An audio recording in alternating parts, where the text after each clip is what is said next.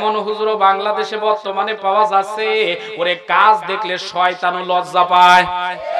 যার বাস্তব প্রমাণ আমরা একজন মাজার পূজারীকে কয়েকদিন আগে দেখেছি। ওরে হুসাইন আহমেদ নকশাবন্দি বর্তমানে বিপদে পড়ে হয়েছে বাক্সবন্দি। এক হুজুরের বউ লাগে কয়টা? ওনার বউ নাকি 8টা থেকে 14টা। 5 নাম্বার বউ কেস দেওয়ার কারণে, মামলা দেওয়ার কারণে হুজুর এখন বিপদে আছে। এ কথা কন না কেন? এই কাজটা কি ভালো কাজ না খারাপ কাজ? ইসলামী শরিয়াত বলেছে আপনি যদি সমতা করতে পারেন 4টা বিয়ে করতে পারবেন। এ হুজুরের যদি 8 থেকে 14টা বউ লাগে, এটা হুজুর না খেজুর?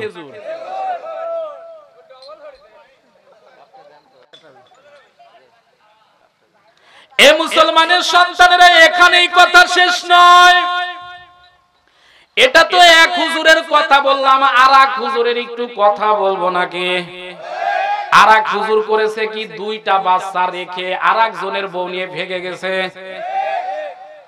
ওনারে জিজ্ঞাসা করা হলো, হুজুর আপনি কেন করেছেন? বলতেছে না আমি তো করি নাই, মাত্র 50,000 টাকার আংটি দিয়েছি। কত হাজার? 50,000 টাকার আংটি পরের বউকে দাও, নিজের বউ নাই। কথা কন না কেন? 50,000 টাকার আংটি অন্যর বউকে দিয়ে বলতেছে আমি হাদিয়া দিয়েছি। এটা ভন্ডামি, লোকে কি বোঝে না? কথা কন। শুধু তাই নয়, 2টা বাচ্চাকে রেখে নাইমা নামের এই মানুষটা চলে গেল হুজুরের সাথে। কাজটা কি ভালো? কথা কন।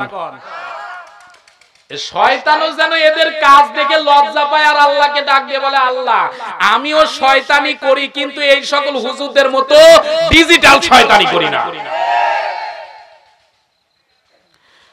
এ মুসলমানের সন্তানেরা, 4 নাম্বার ওলামায়ে সুর বৈশিষ্ট্য হলো এদের কাজগুলো হবে, কাজ সম্পর্কে নবী বলেছেন এদের অন্তরগুলো হবে বাঘের মতো হিংসুটে। কথা কন। বর্তমানে হুজুরদের দিকে তাকান, দেখবেন এক হুজুর আর এক হুজুরকে দেখতেই পারে না। এ ভাই, এখন তো আমাদের কথা বলতেছি, রাগ করতেছেন? আমি কি আপনাদের কথা বলতেছি? কার ওয়াজ হচ্ছে? টুপিওয়ালাদের হচ্ছে। রাগলে এখন টুপিওয়ালারা রাগুক। নবীজি আমার বলেছেন 4 নাম্বার কাজ হলো এই সকল হুজুরদের অন্তরগুলো হবে বাঘের মতো হিংসুটে। এক হুজুর দেখবেন আর এক হুজুরকে বর্তমানে দেখতেই পারে না। এক হুজুর আর এক হুজুরকে দেখতে পারে না। এটা কি আপনাদের বিশ্বাস হয়? বিশ্বাস হয়? এক হুজুরের কারে আর এক হুজুরের তথ্য নিতে যাবেন, বলবে ও কিসের হুজুর? ও তো খেজুর। বিশ্বাস না হলে, যেহেতু শীতের দিন চলে গেছে, আগামী শীতের কাল আসলে একটা পরীক্ষা দিয়ে যায়, এটা মিলাবেন। 3 থেকে 4 জন হুজুরকে রাতের বেলা একটা ল্যাব দিয়ে বলবেন, হুজুর এই যে ল্যাব আর এই বিছানা, 3 হুজুর এই বিছানায় থাকতে হবে। দেখবেন রাতের বেলায় হুজুর ওই এক লেপের ভিতরে থেকে মারামারি শুরু হবে। ওই রাতের বেলায় দেখবেন ফতোয়াবাজি শুরু হবে, তুই আলিয়া না কওমিয়া, তুই হানাফি না শাফি, তুই মালিকি না হাম্বলি, এই নিয়েই রাতের বেলা যুদ্ধ শুরু হবে। কথা কি ঠিক না ভুল বললাম? হ্যাঁ? আর 4 জন জেনারেল শিক্ষিত মানুষকে এক ঘরে ঢুকায় দেন, মাশাআল্লাহ। দেখবেন সকালবেলা ওরা 4 জন মানুষ মিলেমিশে বন্ধু হয়ে এক ল্যাপের ভিতর থেকে বের হবে, মনে হবে কত বছরের চিনা জানা বন্ধু। এটা কি আমি ভুল বললাম? জেনারেল শিক্ষিত মানুষ এক হতে পারে, কিন্তু টুপিওয়ালা সহজে এক হতে পারে না। এ মুসলমানের সন্তানেরা, বোঝাবার জন্য আরো সহজ করে বলতেছি, পিঁপড়া থেকে সহজ একটা শিক্ষা নিন। আল্লাহ রাব্বুল আলামিন বলেছেন বৃহত্তর স্বার্থে ঐক্য হওয়া দরকার আছে না নাই? আল্লাহ রাব্বুল আলামিন বলেন ওয়াতাসিমু বিহাবলিল্লাহি জামিআ ওয়া লা তাফাররাকু। আল্লাহ রাব্বুল আলামিন বলেন তোমরা কোরআনের ভিত্তিতে ঐক্য হও, পরস্পর তোমরা পৃথক থেকো না। এখন বলেন তো, আল্লাহ বলেন আমাদেরকে ঐক্য হতে, আমাদের কোরআনের ভিত্তিতে ঐক্য হওয়া দরকার আছে না নাই? এ এ মুসলমানের সন্তানেরা, ছোট্ট একটা পিপিলিকা, এর দিকে তাকাইলে আপনি কমপক্ষে 3টা স্বীকৃতি নিতে পারেন। পিপিলিকারা কিন্তু দেখবেন বিচ্ছিন্ন থাকে না, বরং ঐক্যবদ্ধ থাকে।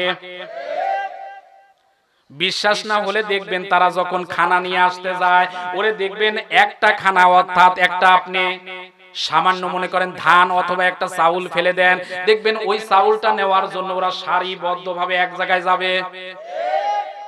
আর যদি কোনোভাবে দেখতেছেন একটা সারি যাচ্ছে, আপনি হঠাৎ করে যদি চালাকি করে ওর যদি সারিটা কেটে দেন, দেখবেন ওখান থেকে বিচ্ছিন্ন হয়ে আরেক দিকে সারি বানাবে। তার মানে পিপিলিকা মুসলমানদের শিক্ষা দেয় রে মুমিন, এই পৃথিবীর জমিনে যদি তোমরা ইউনিটি তৈরি করতে পারো, ইসলামটাকে বিজয়ী করতে পারো, তাহলে তোমাদেরকে অবশ্যই আমাদের মতো ঐক্য হওয়া লাগবে। এখন বলেন তো আমাদের ঐক্য হওয়া দরকার আছে না নাই? 2 নাম্বার পিপিলিকা যেন শিক্ষা দেয়, একটা পিপিলিকার যেখানে গর্ত আছে, বাসা আছে, আপনাদের এই ভবানীপুর এলাকার কোন যুবক গিয়ে যদি মনে করে পিপিলিকার বাসা ভেঙে দিব, এই চিন্তা করে পিপিলিকার বাসার ভিতরে যদি পাও ঢুকিয়ে দিয়ে ওরে মনে করেন বাসাটাকে মারাই ছাড়াই করে দিয়ে ভেঙে দিচ্ছে, দেখবেন 5টা 10টা পিপিলিকা হয়তো বা পায়ের নিচে পড়ে মারা যাইতে পারে। বাপি পিপিলিকা উঠতে উঠতে দেখবেন আপনার জায়গা দিয়ে কামড় দিবে। কথা কন। এ থেকে কি বুঝলেন? তারা এই সিদ্ধান্তই যেন আপনাকে আমাকে জানাতে চায়, ওরে বৃহত্তর সাথে যদি একজনকে মারা হয়, 2 জনকে মারা হয়, 3 জনকে মারা হয়, তোরা রাজপথ ছেড়ে চলে যাস না, বরং 2 জন 3 জন মার খেয়ে পড়ে থাকতে পারে রাস্তায়, বাকিগুলো যদি লিল্লাহে তাকবীর বলে রাস্তায় নামিস, ওরে বাতিল শক্তি রাস্তা থেকে পালাবার জায়গা পাবে না। এ মুসলমানের সন্তানেরা, পিপিলিকা 3 নাম্বার শিক্ষা দেয়। আমি আগেই বলেছি, একটা পিপিলিকার নেতা যেদিকে যায়, অন্য পিপিলিকা গুলো দেখবেন সেদিকে যায়। তার মানে পিপিলিকা 3 নাম্বার শিক্ষা হলো এরা নেতার আনুগত্য করে। কথা কন। এরা নেতার কি আনুগত্য? এরা নেতার আনুগত্য করে। এ মুসলমানের সন্তানেরা, মুসলমানদের এখান থেকে শিক্ষা নেওয়া দরকার, গুরুত্বপূর্ণ।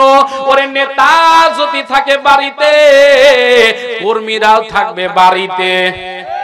নেতা যদি থাকে কষ্টে, কর্মীরাও থাকবে কষ্টে।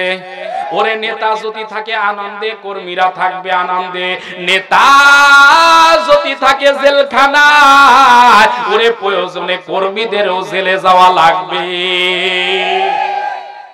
আমার কথাই মনে হয় খুব রাগ করলেন। আমি কি কোরআন ছাড়া বাইরে বলতেছি? কোরআনে কারিমার ভিতরে পিপিলিকার নামে সূরা আছে না নাই? সূরা নমল খুলে আপনি তাফসীর পড়েন, দেখবেন এই কথাগুলো এসে যাবে। এ মুসলমানের সন্তানেরা, কি ওইদিকে সমস্যা নাকি?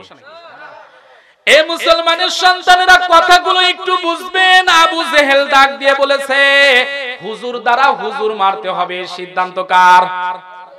আবু জেহেল শয়তান, আবু সুফিয়ান সবার যে কোনো কায়দায় হুজুর দ্বারা হুজুর মারতে হবে, এই সিদ্ধান্ত নিয়ে তারা যখন বিল পাস করে দিল, আবু জেহেল উতবা সাইবা এমন সময় চিন্তা করে, ওরে মক্কা নগরীতে যে হুজুর আছে, এই হুজুর দ্বারা তো এই হুজুরে মারা যাবে না, সুতরাং হুজুর ভাড়া করে আনা লাগবে। এই জন্য তারা হুজুর ভাড়া করার জন্য ওরে টাকা পয়সা গুছিয়ে, স্বর্ণ দ্বারা গুছিয়ে তারা এক সময় তারা মক্কা নগরী ছেড়ে ওরা মদিনায় চলে গেল। মদিনায় যাওয়ার পরে এমন একটা হুজুর পেয়ে গেল, যিনি হচ্ছেন ইহুদি পণ্ডিত। ইনিকে ইহুদি পণ্ডিত, যিনি হচ্ছে তাওরাত, জাবুর, ইনজিল কিতাবের মারাত্মক পণ্ডিত। আবু জেহেল এমন সময় যে হুজুরকে ডাক দিয়ে বলে, হুজুর, আমার দেশে এমন একটা হুজুর আছে যে হুজুরের কারণে আমাদের ধর্মের অবস্থা খুব খারাপ। আমার দেশে এমন একজন হুজুর আছে যে হুজুরের কারণে আমাদের ধর্মের উপর আজকে চুলকানি লেগেছে। ও হুজুর, আপনি যদি আমাদের হুজুরকে হারাতে পারেন, তাহলে আপনাকে আমরা 7 বস্তা স্বর্ণের টাকা দিব। কয় বস্তা? 7 বস্তা। যে হুজুরকে ভাড়া করতে গিয়েছেন ইনি কোনো সাধারণ হুজুর নন, ইনি হচ্ছেন ইহুদি পণ্ডিত, নাম হচ্ছে কাব ইবনে মালিক। কাব ইবনে মালিক 7 বস্তা টাকার কথা শুনে বলতেছে, ঠিক আছে তোমাদের হুজুরের সাথে আমি বাহাস করতে যাব, কিন্তু বাকি মানেই তো ফাঁকি, সুতরাং আগে টাকা দাও পরে বাহাস হবে। কথা কোন? আজও আমাদের সমাজে অনেক হাইব্রিড শ্রেণীর নেতা আছে, ওরে দেখবেন ক্ষমতায় আসার আগে প্রতিশ্রুতি দেয়, ওরে আমরা যদি পাওয়ারে আসি বাড়ি বাড়ি কল বসিয়ে দিব। কথা কন, আমরা যদি আসি বাড়ি বাড়ি চাকরিও দিয়ে দিব। অনেকেই বলে আমরা যদি আসি তাহলে এলাকায় ব্রিজ বানিয়ে দিব। হাইব্রিড নেতার হাইব্রিড অনুসারী ডাক দিয়ে বলে, স্যার আপনি বলেন কি, আমাদের এলাকায় তো কোনো নদী নাই। বলে, বেটা বেয়াদব তুই বুঝলি না, দরকার হলে নদী কেটে তার উপর ব্রিজ বানিয়ে দিব। এরকম হাইব্রিড নেতা আছে না নাই? এ কথা কোন আছে না নাই? এরা যা ওয়াদা করে বেশিরভাগই ফাঁকি। কথা কোন? রড দেওয়া বাদ দিয়ে বাঁশ দেয়। কারেক্ট কথা বলেছে ভাই। আজকে রড দেওয়ার পরিবর্তে বাঁশ দিয়ে বিল্ডিং গুলো বানানোর কারণে ওরে 1 বছরের মাথায় অনেক বিল্ডিং ঢেলে যায়, আর আমাদের দোষ দেয় হুজুররা ধাক্কা দিয়ে ফেলে দিয়েছে। কথা কোন? এ শয়তানি কি আল্লাহ বোঝে না? আল্লাহ আছে না নাই? এ কথা বলেন, আল্লাহ আছে না নাই? আজকে তুমি অনেক কিছু করতে পারো, অনেক পাওয়ার দেখাতে পারো, অনেক ক্ষমতা দেখাতে পারো। ওরে ফেরাউনও এই চেয়ারে ছিল। কথা কন। নমরুদও এই চেয়ারে ছিল, হামানও এই চেয়ারে ছিল, সাদ্দাতও এই চেয়ারে ছিল। হামান, নমরুদ, সাদ্দাত এই চেয়ারে বসে যেমন ক্ষমতা স্থায়ী করতে পারে নাই, আজকেও যদি হামানের মতো, কারুনের মতো, সাদ্দাতের মতো, ফেরাউনের মতো এই চেয়ারে বসে ক্ষমতা যদি স্থায়ী করতে চায়, আল্লাহ পাক যেদিন ধরবে অস্তিত্ব খুঁজে পাওয়া যাবে না, যাবে না, যাবে না। এ মুসলমানের সন্তানেরা, হুজুর কাব ইবনে মালিক ডাক দিয়ে বলে, তোমাদের হুজুরের সাথে বাহাজে যাব, কিন্তু শর্ত হলো 3 বস্তা টাকা আগে আগাম দেওয়া লাগবে। কয় বস্তা? আর বাকি 4 বস্তা টাকা পরে দিলেও চলবে, কারণ বাকির নাম ফাঁকি। আবু জেহেল বলল, ঠিক আছে 3 বস্তা অগ্রিম দিয়ে গেলাম, আমাদের কাজ কি? কাব ইবনে মালিক ডাক দিয়ে বলে, তাহলে তোমরা বাড়িতে চলে যাও, মক্কা নগরীতে যে বিশাল একটা মঞ্চ করবা, যে মঞ্চের উপরে কম পক্ষে 50,000 লোক বসতে পারে। এখন বলেন তো মঞ্চ কি ছোট না বড়? আর তারিখটা হবে রবিউল আউয়ালের 14 তারিখ সোমবার। যেখানে এই ফাইনাল খেলাটা হবে সেই জায়গায় যেন পাহাড় থাকে। আবু জেহেল, উতবা, সাইবা এসে মক্কা নগরীতে বিশাল একটা সমাবেশের জন্য ওরে বিশাল মঞ্চ তৈরি করলো। নবীজির সাহাবীদের সংখ্যা এমন সময় মাত্র 40 জন। আবু জেহেলের মঞ্চ যখন তৈরি করা হয়ে গেল, হঠাৎ করে একজন বেঈমান এসে বিশ্ব নবীর কাছে একটা চিঠি দিয়ে ডাক দিয়ে বলে, ও আল্লাহর নবী বলে দাবিদার, আপনার কাছে চিঠি। মক্কা নগরীর আপনি হুজুর, আর আমরা ভাড়া করেছি মদিনা নগরীর হুজুর। এই 2 হুজুরের ভিতরে বাহাস হবে। এই বাহাসের ভিতরে যদি আপনি কালিমা ওয়ালা হয়ে বিজয় আনতে পারেন, তাহলে দরকার হলে আমরা কালিমা পড়ে মুসলমান হয়ে যাব। আর যদি আমাদের হুজুরের কাছে পরাজয় হয়, তাহলে মাথা কিন্তু থাকবে না। আপনারা বলতেছেন সুবহানাল্লাহ। কাল্লা কার ফেলে দিতে চায়? নবীজির ফেলে দিতে চায়। এটা কি সম্ভব? আল্লাহ কি মেনে নিতে পারে? এ মুসলমানের সন্তানেরা বুঝে থাকলে বলুন তো আল্লাহ আছে না নাই? ক্ষমতার মালিক কে? এ জোরে বলুন, ক্ষমতার মালিক কে? আল্লাহ রাব্বুল আলামিন বলেন, আন্নাল কুওয়াতা লিল্লাহি জামিআও ওয়া আন্নাল্লাহা শাদীদুল আযাব। আল্লাহ রাব্বুল আলামিন পবিত্র কোরআনে কারিমা সূরা বাকারা 2 নাম্বার সূরা 2 নাম্বার পারায় 165 নাম্বার আয়াতে কারিমার ভিতরে আল্লাহ পাক রব্বুল আলামিন বলেন, সকল ক্ষমতার মালিক আমি আল্লাহ। এ মুসলমানের সন্তানেরা, মঞ্চ যখন তৈরি হয়ে গেল, বিশ্ব নবীর কাছে যখন চিঠি,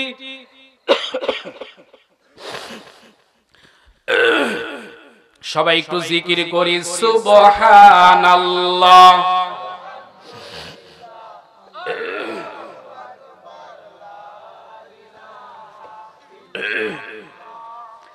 সুবহানাল্লাহ ওয়ালহামদুলিল্লাহ লা ইলাহা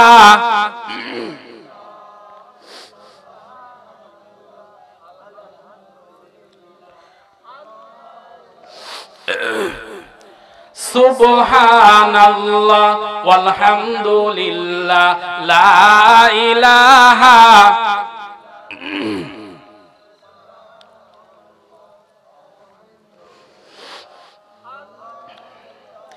লা ইলাহা ইল্লাল্লাহু মুহাম্মাদুর রাসূলুল্লাহ সাল্লাল্লাহু।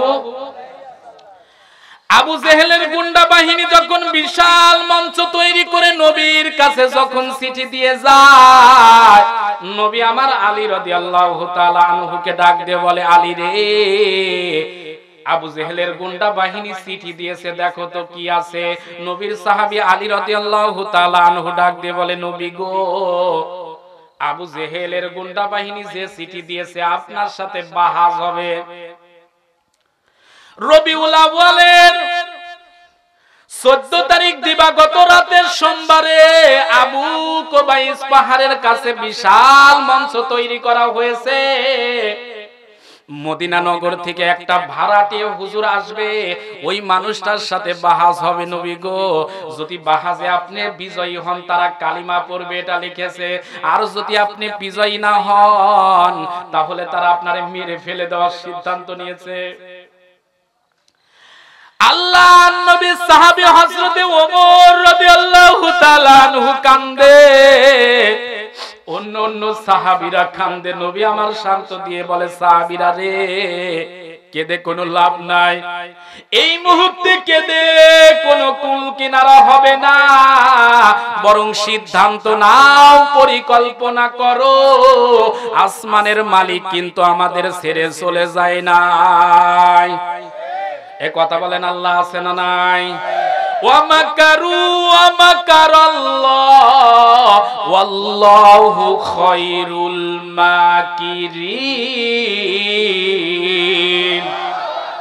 আল্লাহ রাব্বুল আলামিন বলেন, তারা করে ষড়যন্ত্র আর আমি আল্লাহ করি কৌশল। এই পৃথিবীর জমিনে আমার আল্লাহ চাইতে উত্তম কৌশল অবলম্বনকারী আর কেউ আছে? এ জোরে বলুন, আছে। আল্লাহ নবী সাহাবীদেরকে ডাক দিয়ে বলে, সাহাবীরা রে, আমাদের দলে লোক আছে 40 জন, সুতরাং টেনশন করলে কোনো লাভ নাই, কান্নাকাটি করলে লাভ নাই। আমি নবীজি তোমাদেরকে হিকমত শিক্ষা দেই। উদউ ইলা সাবিলি রাব্বিকা বিল হিকমা। বলেন তো, ইসলাম প্রচারের জন্য হিকমত আনা দরকার আছে না নাই? কিন্তু হিকমত মানে কি? সত্য গোপন করা। এ কথা কম। আজকে আমাদের সমাজের অনেক হুজুর আছে, ওরে হিকমত অবলম্বন করতে করতে ওরে কোরআনের কথা গোপন করা শুরু করেছে। কি আপনারা ভয় পাচ্ছেন ভাই? আওয়াজ কমে যাচ্ছে যে? রাগ করতেছেন না চিন্তা করতেছেন? 1টা বেজে যাচ্ছে। আমার আর আধা ঘন্টার মতো সময় আরো লাগবে। 1 ঘন্টা থাকবেন না? 2 ঘন্টা না, 1 ঘন্টা হলে আলোচনা কভার হবে। থাকবেন? কারা কারা থাকবেন একটু হাত তুলে স্বতঃস্ফূর্ত ভাবে দেখান তো।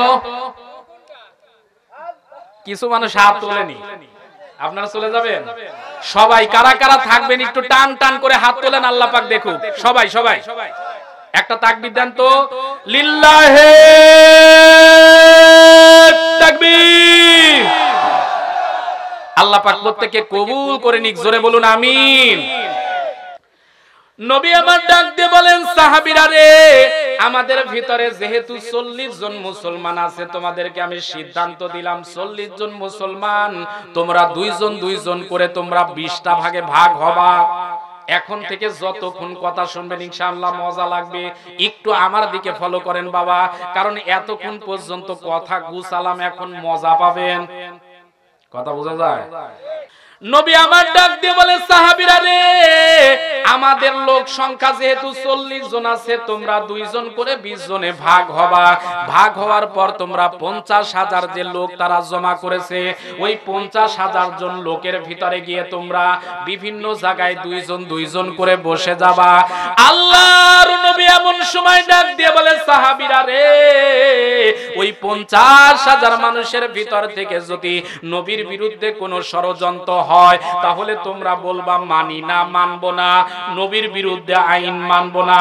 এই স্লোগান যদি দিতে পারো, 50,000 লোকের ভিতর থেকে 20 জন জায়গায় থেকে যদি এই স্লোগান ওঠে, বাকি মানুষ সবাই বিশ্বাস করে নিবে ওরে 50,000 মানুষই কোরআনওয়ালা হয়ে গেছে। আল্লাহ নবী সাহাবীরা এমন সময় সিদ্ধান্ত নিলেন, ঠিক আছে আমরা এই সিদ্ধান্ত মেনে নিলাম। কথা একটু মনোযোগ দিয়ে শোনা লাগবে ভাই। এই মুসলমানের সন্তানেরা এমন সময় কাব ইবনে মালিক মদিনা শরীফের হুজুর এবার মক্কা নগরীতে চলে আসলো। আবু সুফিয়ান, আবু জেহেল, উতবা, সাইবারাইরা আগে থেকেই মঞ্চ বানিয়েছে। মঞ্চের উপর রেখেছে 2টা চেয়ার, একটা হচ্ছে স্বর্ণের চেয়ার আর একটা হচ্ছে রূপার চেয়ার। কয়টা চেয়ার? সবার বলতে হবে। কয়টা চেয়ার?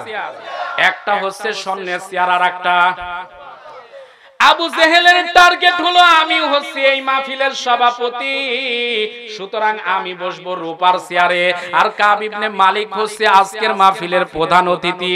প্রধান অতিথি বসবে স্বর্ণের চেয়ারে। আর মুহাম্মদ নামের এই নবীকে আমরা দাঁড়ায়া দাঁড়ায়া অপমান করব, কিন্তু বলেন তো সম্মান দেওয়ার মালিক কে? এ জোরে বলুন মালিক কে? আল্লাহ রাব্বুল আলামিন বলেন, ওয়া তুইজ্জু মান তাশা ওয়া তুযিল্লু মান তাশা। জোরে বলুন আল্লাহু আকবার। আল্লাহ রাব্বুল আলামিন পবিত্র কোরআনে কারিমা সূরা ইমরান 3 নাম্বার সূরা 3 নাম্বার পারা 26 নাম্বার আয়াতে কারিমা আল্লাহ রাব্বুল আলামিন বলেন, আমি আল্লাহ যারে চাই ওরে নিচু থেকে উপরে তুলে সম্মান দেই। এখন বুঝে থাকলে বলুন তো ওই আল্লাহ আছে না নাই? ওই আল্লাহ আছে না নাই? কাব ইবনে মালিক যখন মঞ্চে চলে এসেছে, আবু জেহেল বক্তব্য দিচ্ছে রূপার চেয়ারে বসে, কাব ইবনে মালিক বসে আছে স্বর্ণের চেয়ারে। নবী আমার যখন মঞ্চের দিকে আগায়, কাব ইবনে মালিক কিন্তু হুজুরে চেনে না। চেনে? কোনদিন দেখেছে? এমন সময় কাব ইবনে মালিক ডাক দিয়ে বলে, আবু জেহেল, তোমাদের যে হুজুরের সাথে বাহাস হবে সে হুজুর কই? আবু জেহেল বলে, এখনো আসে নাই। হঠাৎ করে নবী আমার 50,000 লোকের ভিতর থেকে একদিকে যখন মঞ্চের দিকে যখন অগ্রসর হয়, এমন সময় কে যেন কাব ইবনে মালিককে ডাক দিয়ে বলে, কাব ইবনে মালিক রে, এখনো কি নবীরে চিনতে ভুল করবা? এখনো কি তুমি চেয়ারের উপর বসে থাকবা? আমার নবী যদি আজকে অপমানিত হয় রে কাব ইবনে মালিক, হাসরের ময়দানে কিন্তু তোমারে জবাব দেওয়া লাগবে। সুবহানাল্লাহ বলবেন না? কাব ইবনে মালিক এমন সময় মনের অজান্তে চেয়ার ছেড়ে দাঁড়িয়ে গেছে। সুবহানাল্লাহ। কাব ইবনে মালিক যখন চেয়ার ছেড়ে দাঁড়িয়ে গেছে, বিশ্ব নবী আমার মঞ্চের সামনে এসে উপস্থিত। এমন সময় কাব ইবনে মালিক বিশ্ব নবীর হাতটা ধরে এমন সময় ডাক দিয়ে বলে, আপনি কে? নবী আমার বলেন, আনা মুহাম্মাদুর রাসূলুল্লাহ সাল্লাল্লাহু আলাইহি ওয়াসাল্লাম, আমি হচ্ছি আল্লাহর রাসূল মুহাম্মদ সাল্লাল্লাহু। এমন সময় কাব ইবনে মালিক নিজের চেয়ার, স্বর্ণের চেয়ার ছেড়ে দিয়ে নবীকে চেয়ারে বসিয়ে দিয়েছে। কাব ইবনে মালিক পাশে দাঁড়িয়ে আছে। সভাপতি আবু জেহেল চিন্তা করে, ওরে আমার প্রধান অতিথি যদি দাঁড়িয়ে থাকে, আমি কি চেয়ারে বসে থাকতে পারি? কথা কন। আবু জেহেল এমন সময় দাঁড়িয়ে বলতেছে, নেতা আপনি বসেন। ওরে বলতে দেরি, কাব ইবনে মালিক চেয়ারে বসতে দেরি না। সুবহানাল্লাহ কোন, সুবহানাল্লাহ কোন। আবু জেহেল চেয়েছিল আপনার আমার নবীকেও দাড়ি করায় অপমান করবে, আর আমার কুদরতওয়ালা মালিক যেন ডাক দিয়ে বলে, আবু জেহেল তুই চেয়েছিলে আমার নবীকে অপমান করতে, আমি আল্লাহ রব্বুল আলামিন কাব ইবনে মালিকের হাত ধরাইয়া আমার নবীকে স্বর্ণের চেয়ারে বসাইয়া এই মুহূর্তে তোরে রূপার চেয়ার থেকে উঠাইয়া আমি আল্লাহ রব্বুল আলামিন তোরে দাঁড় করাইয়া 50,000 লোকের ভিতরে অপমান করাইয়া দিলাম। এখন বলেন ওই আল্লাহ আছে না নাই? ওই আল্লাহ যদি চায় অপমান করতে পারে কি পারে না? এই জন্য বলি মুসলমানদের ইতিহাস, বদরের ইতিহাস, মুসলমানদের ইতিহাস, উহুদের ইতিহাস, মুসলমানদের ইতিহাস, তায়েফের ইতিহাস, মুসলমানদের ইতিহাস, রক্ত দেওয়ার ইতিহাস, মুসলমানদের ইতিহাস, খন্দকের ইতিহাস। মুসলমানরা রক্ত দিতে জানে, বাতিলের কাছে মাথা নত করতে জানে না। এ মুসলমানের সন্তানেরা, কাব ইবনে মালিক যখন রূপার চেয়ারে বসে আছে আর বিশ্ব নবী আমার স্বর্ণের চেয়ারে বসে আছে, এখন বলেন তো আবু জেহেলের অবস্থা কি? কথা কন না কেন? আবু জেহেল কোথায়? দাঁড়ায়। কোথায় আছে? দাঁড়ায়। চেয়েছিল রূপার চেয়ারে বসতে, কিন্তু কপালে কি? কথা কন, কথা কন। এমন সময় আবু জেহেল কাব ইবনে মালিকের কাছে এসে কানে কানে বলে, নেতা যা চেয়েছিলাম তা তো হলো না। ও নেতা, আমি চেয়েছিলাম রূপার চেয়ারে বসবো আর আপনি স্বর্ণের চেয়ারে বসবে, কিন্তু করলেন কি? হুজুর রে কেন চেয়ার ছেড়ে দিলেন? বলতেছে তুমি তো হিকমত জানো না। আবু জেহেল ডাক দিয়ে বলে, নেতা যদি হিকমতি থেকে থাকে তাহলে কাজ শুরু করেন। আপনাকে নিয়ে এসেছি কিন্তু আমরা ভাড়া করে, যদি আজকে হুজুরে ঠকাতে পারেন 3 বস্তা আগাম দিয়েছি, বাকি আছে 4 বস্তা স্বর্ণের টাকা। কথা বলে না কেন? 3 বস্তা অগ্রিম দিয়েছি, বাকি আছে 4 বস্তা, মোট কয় বস্তা? 7 বস্তা টাকা। এখন বলেন তো টাকার লোভ হুজুরের আছে না নাই?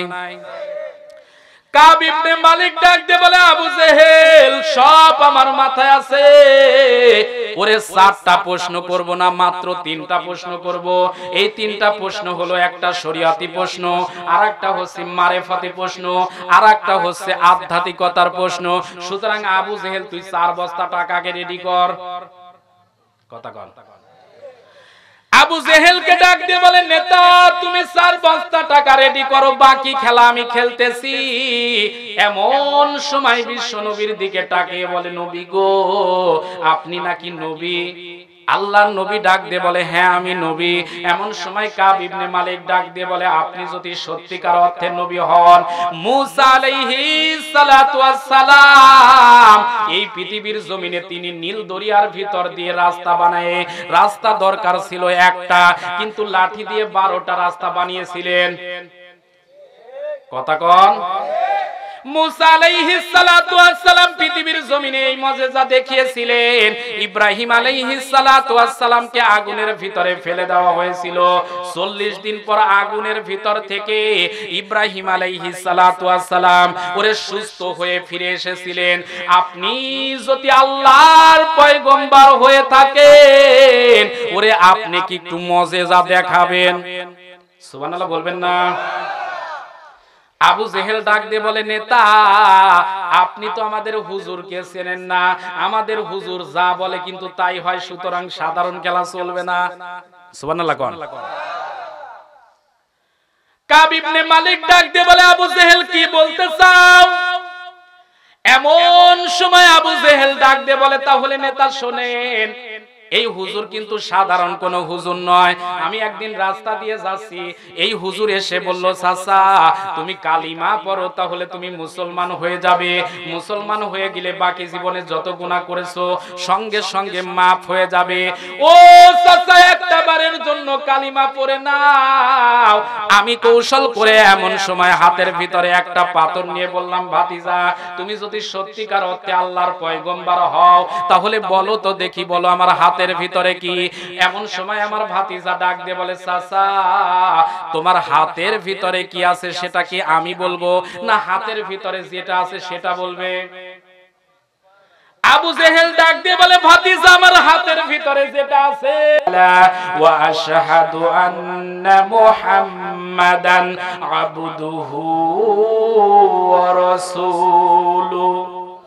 জোরে বলবেন আল্লাহু আকবার। কাব ইবনে মালিক ডাক দিয়ে বলে আর কি তোমাদের হুজুরের কোন এরকম অলৌকিক কাজ আছে নাকি? আবু জেহেল বলে আমাদের হুজুরের অলৌকিক কথা বললে দিন রাত চলে যাবে, শেষ হবে না। সুবহানাল্লাহ বলবেন না?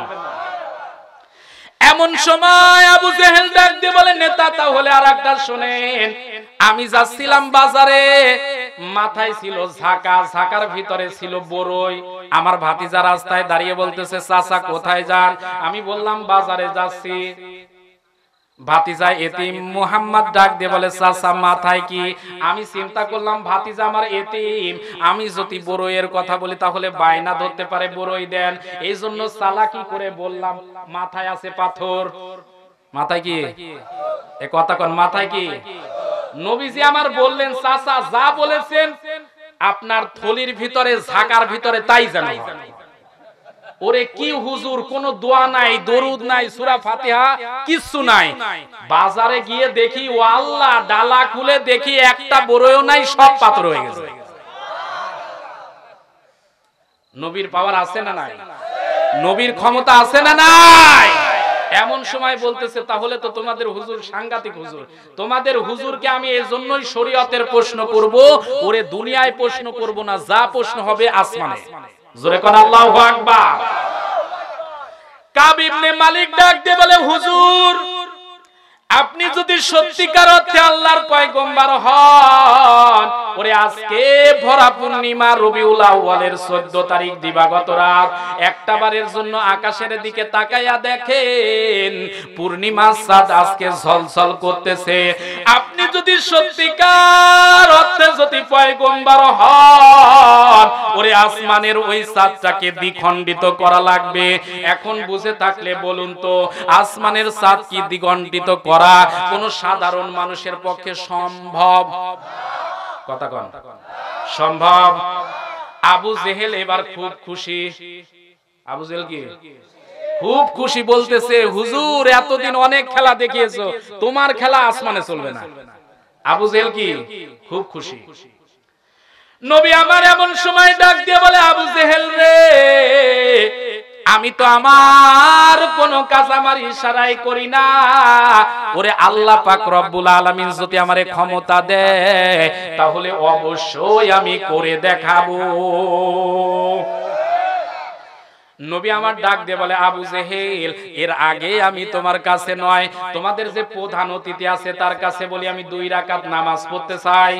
আবু জেহেল বলে না, অনুমতি দেব না। কাব ইবনে মালিক বলতেছে ব্যাপার কি, অনুমতি দেন, 2 রাকাত নামাজ পড়তে কয় মিনিট লাগে? বলতেছে না, এই হুজুর এমন হুজুর, ওরে ওর আল্লাহর সাথে যদি একবার কানেক্টেড হয়ে যায়, ওরে যা মুখ দিয়ে বলবে তাই হবে। জোরে কোন আল্লাহু আকবার। ওই আল্লাহ আছে না নাই? আবু জেহেল বলতেছে নামাজ পড়তে দিব না, কিন্তু কাব ইবনে মালিক বলতেছে না, অনুমতি দিলাম। বলেন তো প্রধান অতিথি যদি অনুমতি দেয় সভাপতির কিছু করার আছে? কথা কোন। নবী আমার যখন নামাজে দাঁড়ায়েন আল্লাহর সাথে ডাক দিয়ে বলে মালিক আমি তো কোনো কিছু করতে পারবো না, কিন্তু তোমার আমি পয়গম্বর, তুমি যদি চাও ইসলামের বিজয় আজকে এখানে উড়বে তাহলে উড়বে, আর যদি তুমি চাও ইসলামের বিজয় এখানে নিভে যাবে, ওরে তাহলে আজকে এখানে নিভে যাবে। তুমি দয়া করে আমারে আজকে এই খেলাতে বিজয় করো। এমন সময় জিবরাইল আমিন ফেরেশতা এসে ডাক দিয়ে বলে নবী গো, আল্লাহ পাক রব্বুল আলামিন বলেছে আজকে দুনিয়ার বুকে আপনি যারে যা কিছু বলবেন ওরে বলতে দেরি হবে, ওই কাজ হতে দেরি হবে না।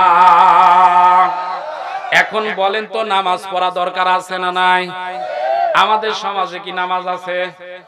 কথা কন। আরে আছে মানে খুব কম। আছে, আমি স্বীকার করতেছি আছে, কিন্তু মুসল্লির সংখ্যা। কয়েকদিন আগে আমার কাছে একজন এসে বলতেছে হুজুর আমাদের মসজিদ দোতলা করা লাগবে, একটু টাকা কালেকশন করেন।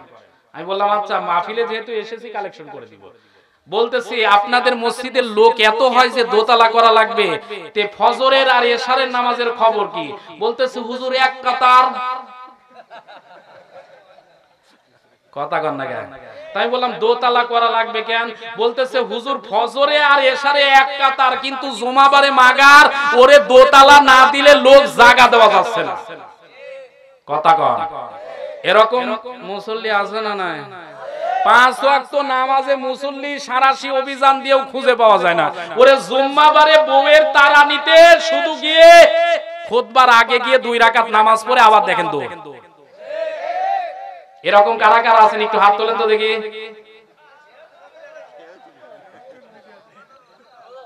আচ্ছা ঠিক আছে, আল্লাহ কবুল করুন। সবাইকে 5 ওয়াক্ত নামাজি হিসেবে কবুল করুন। জোরে বলুন আমিন। নামাজ পড়া দরকার আছে না নাই? আল্লাহ রাব্বুল আলামিন বলেন, ইয়া আইয়ুহাল্লাযীনা ইত্তাকুল্লাহা হাক্কা তুকাতিহি ওয়া লা তামুতুন্না ইল্লা ওয়া আনতুম মুসলিমুন। আল্লাহ রাব্বুল আলামিন পবিত্র কোরআনে কারিমা সূরা ইমরান 3 নাম্বার সূরা 4 নাম্বার পারার ওরে 102 নাম্বার আয়াতে কারিমা থেকে বলতেছি, আল্লাহ রাব্বুল আলামিন বলেন, হে ঈমানদার, ইত্তাকুল্লাহ, আমি আল্লাহকে ভয় করো, হাক্কা তুকাতিহি, ভয় করার মতো ভয় করো, ওয়ালা তামুতুন্না, আর মৃত্যু বরণ করিও না, ইল্লা ওয়া আনতুম মুসলিমুন, মুসলমান না হয়ে মৃত্যু বরণ করো না। বুঝে থাকলে বলুন তো আমার সামনে যারা আছেন, আমরা ধর্মের দিকে হিন্দু, মুসলিম না খ্রিস্টান? সবার বলতে হবে। সবাই কি মুসলমান? আমরা বলতেছি মুসলমান, অথচ আল্লাহ পাক বলতেছে ওয়ালা তামুতুন্না ইল্লা ওয়া আনতুম মুসলিমুন, মুসলমান না হয়ে মৃত্যুবরণ করো না। তাহলে বলেন তো আমাদের কথা ঠিক না আল্লাহর কথা ঠিক? আমরা বলতেছি মুসলমান, আর আল্লাহ বলতেছে মুসলমান না হয়ে মৃত্যুবরণ করো না। তার মানে আমাদের মুসলমানিত্বর ভিতরে ভেজাল আছে না নাই? এ কথা কোন ভেজাল আছে না নাই?